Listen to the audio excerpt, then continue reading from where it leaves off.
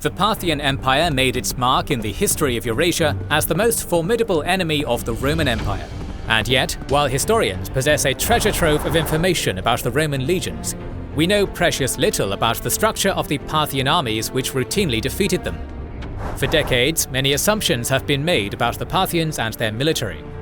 As the Parthians themselves were of nomadic origins, many scholars once believed that their army must have resembled their roots, consisting of a disorganized ad hoc cavalry force that was drawn up at the Shahanshah's whim. Yet more recently, archaeological discoveries and modern readings of texts have yielded evidence that the Parthian military was a far more sophisticated force than previously assumed. Welcome to our video on the army of the Parthian Empire, one of the most powerful military forces in the ancient world.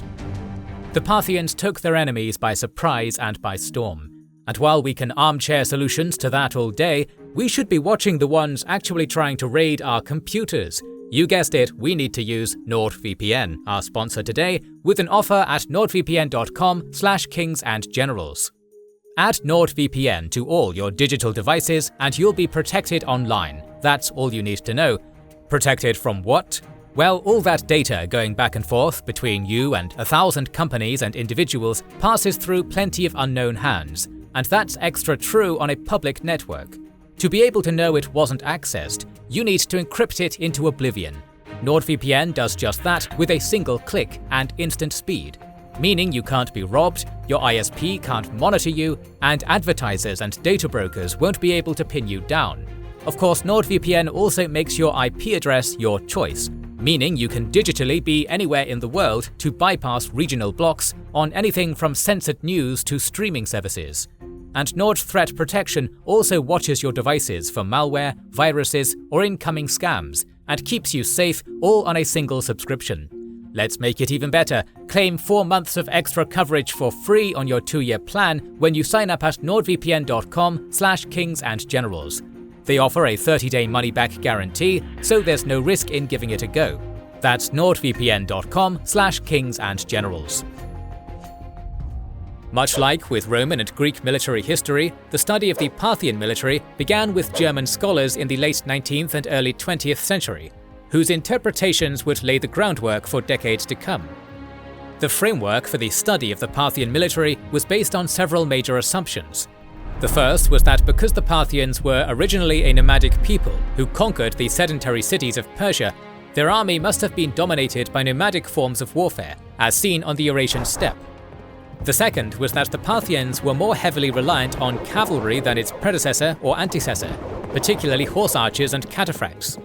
The final assumption was that the Parthians had no permanent standing military, with nobles and their retinues being called up to serve on an ad hoc basis during times of war. While the origins of Parthians as a steppe society were important to understanding Parthia's army and society, much of that understanding was based on outdated conceptions of what steppe societies looked like, and how the Parthians actually integrated into the settled and urban heartland of Persia after migrating there in the 3rd to 2nd centuries BCE. Steppe societies were not wanderers roaming across the plains, constantly moving from place to place. Instead, their nomadic habits were regulated on seasonal patterns, which saw them alternate between seasonal pastures, usually a summer and winter pasture, living in each place for about half of the year. Steppe peoples were familiar with many technologies beyond animal husbandry and archery, including ironworking, limited agriculture, and various other crafts and disciplines. Consequently, the nomadic Parthians and their settled cousins in the cities of Persia were not a world apart, but in fact shared many cultural practices. This made it easier for the royal Arsacid dynasty of Parthia to adopt local administrative and cultural practices upon conquering the Iranian plateau, utilizing the same systems of military recruitment and supply that had been used by previous Persia-based empires such as the Achaemenids and the Seleucids. The Parthian military structure was divided into multiple groups of military authorities, all of which were subservient to the Shahanshah, but each with some degree of independence in military matters. While it was long believed that the Parthians did not possess a permanent standing army, this is now known to be incorrect. This misconception traces its roots to the 3rd century historian Herodianos, who made this inference because the Parthian army did not operate like the professional Roman army, leading him to consider them different, which in turn biased modern scholarship. It is now known that the Parthian Shahanshah had a royal bodyguard known in Greek sources as Dorophori, many of whom bore the title of Sematophylax, an honorific similar to the Spatharios, a class of elite bodyguards who served the Roman emperor in later centuries. Many of these men were part of an administrative body composed of fili and syngenes, meaning friends and relatives, which was heavily based on the prior Seleucid administrative model. Like other steppe societies, the Royal Guard Corps, known as the Gundi Shahanshah, was decimally organized. Officially it numbered 10,000, but in practice it appears to have usually operated at a strength closer to 4,000 to 6,000 men. The king also utilized large numbers of mercenaries at his disposal, including fellow nomadic nations such as the Sarmatians and Sakas, as well as the Greeks, among others. Alongside the king's Royal Guard Corps and mercenary body, the Parthian military also consisted of several large and powerful noble families who employed both their own personal retainers and were obliged to call up levies at the king's request.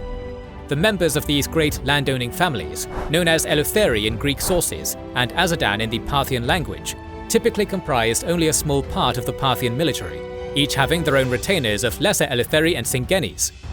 The 1st century historian Josephus provides a relatively simple yet useful image of these forces, describing the Jewish noble Zamaris of Babylonia, who had a force of 500 horse archers, of which 100 consisted of his fili and syngenes.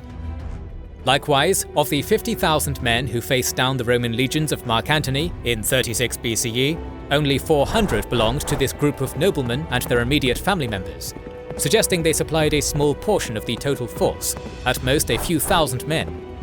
In a decimally organized army, these nobles were likely divided between those who commanded 100, 1,000, and 10,000 troops, although in practice, the size of the force they brought to bear varied considerably based on factors such as family, clan, and estate size. On their own, these two groups would form a considerably sized force, in the range of 10 to 20,000 men, but could not field the majority of the soldiers in armies reported by historians. Large families, such as the Surin and Carin clan, were able to field armies of 10,000 or more on their own, with the Surin clan being chiefly responsible for the famous defeat of the Roman general Crassus at Carrhae in 53 BCE. Overall, classical authors claimed that Parthian armies could reach a size of up to 120,000 men. That number is dubious. However, claims of 50 to 60,000 are not out of the question. In addition to the primary royal gund operated by the Shahanshah, state-funded garrisons were spread across the empire's borders, such as the lines of counter-fortifications attested in modern-day Syria and Iraq, similar to those of the Romans. Other fortresses were positioned throughout Parthia, primarily to protect trade routes and control and monitor the movement of tribal groups in the mountains, alongside significant fortification chains that controlled the steppe peoples to the north and monitored the Indo-Kushans to the east. These garrisons were under the control of local governors, referred to as strategy in the Greek sources, but properly titled Mazban in the Iranian languages. Parthia's client states also maintained significant armies for their kings to draw on. The systems by which these forces were recruited, supplied, and paid are not well attested.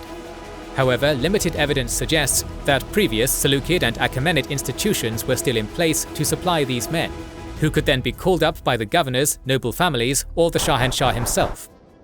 It is known that thousands of Greek soldiers were assimilated into the army of the Parthian king Phraates II after his defeat of the Hellenic Seleucid ruler Antiochos VII in 129 BCE, and Greeks are mentioned among the armed forces in the regions of Babylonia and Mesopotamia. It is likely that the old Seleucid system of klerouki and katokai, therefore, survived in the former Seleucid core and formed the basis of Parthian recruitment in this region. The kleros or katikos was an institution where a soldier was granted land within a kind of commons, whose produce and revenues supported their ability to serve full-time as a soldier. Larger grants to support cavalrymen or heavy infantry often came with provisions to assist in the maintenance of these soldiers, typically smaller farmers who owned land within these commons. These men were then called up for the campaign, and usually dismissed back to their homes when the campaigning season ended.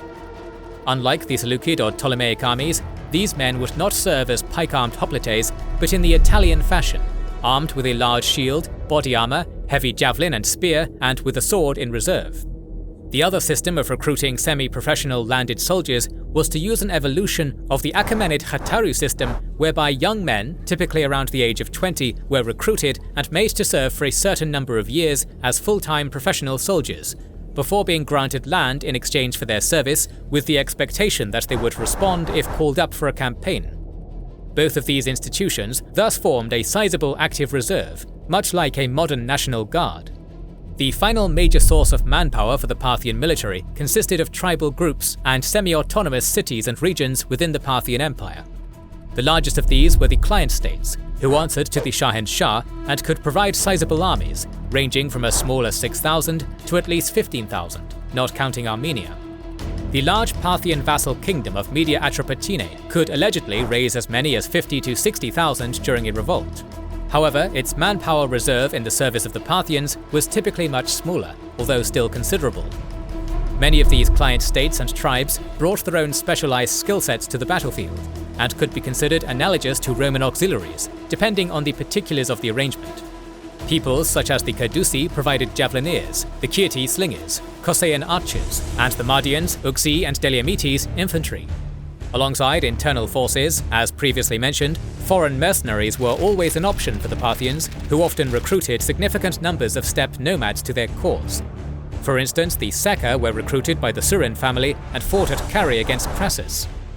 The value and effectiveness of the Parthian infantry is often understated.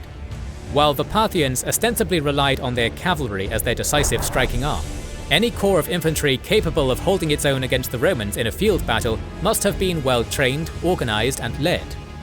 While the average Parthian infantryman may not have been quite as consistently well armed and armored as the average Roman legionary, their use of a large shield, heavy javelin and spear, and sword put them generally up to the task.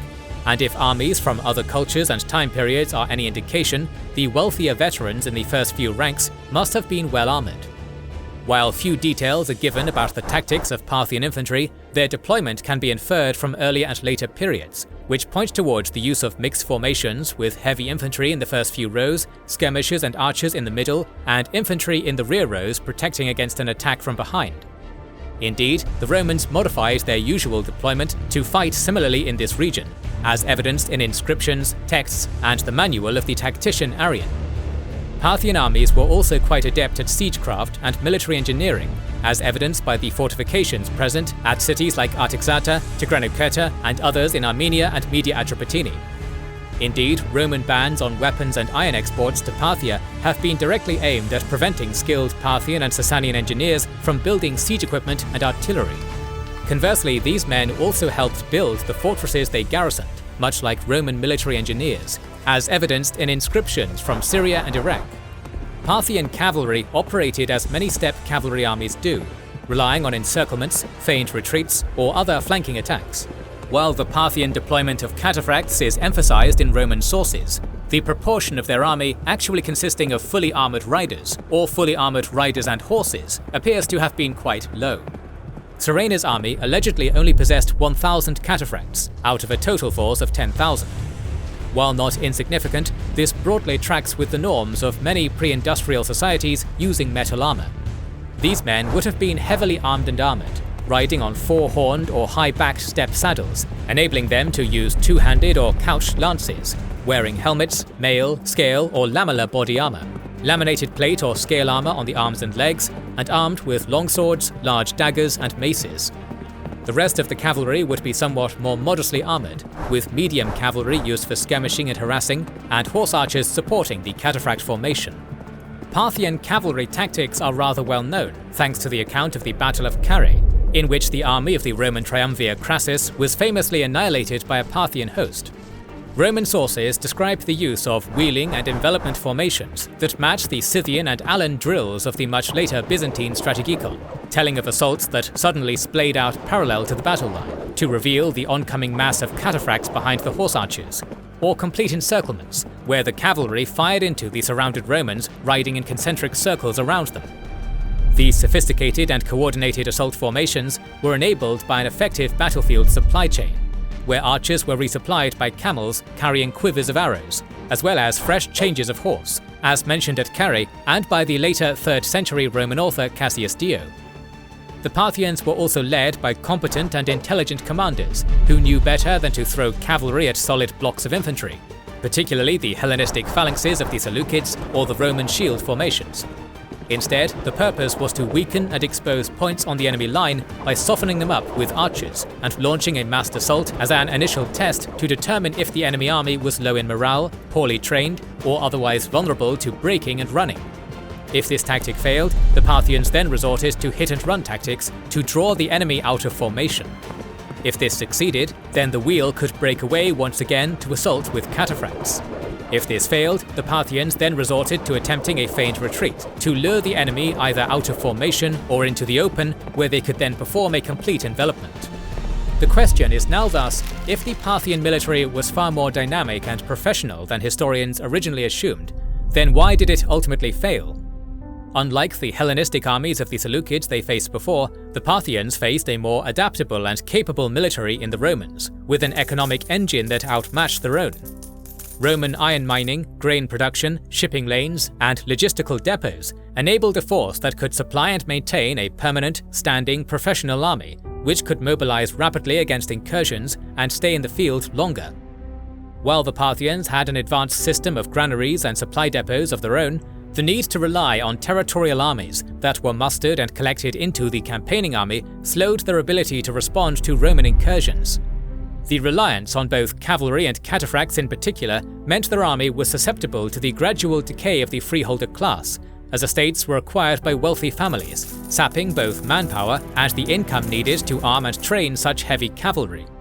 Finally, the Parthian client kingdoms often had their own political interests, and Roman interference made retaining control of certain minor powers to counterbalance the influence of others impermanent, creating internal conflict that then diverted military resources from where they were otherwise needed.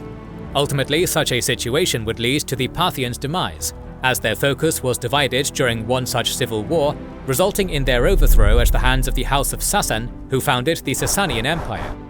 Parthia is not the only military we'll be examining. In the coming weeks, we'll continue our journey to the face-off of these two superpowers once more under Gnaeus Domitius Carbollo.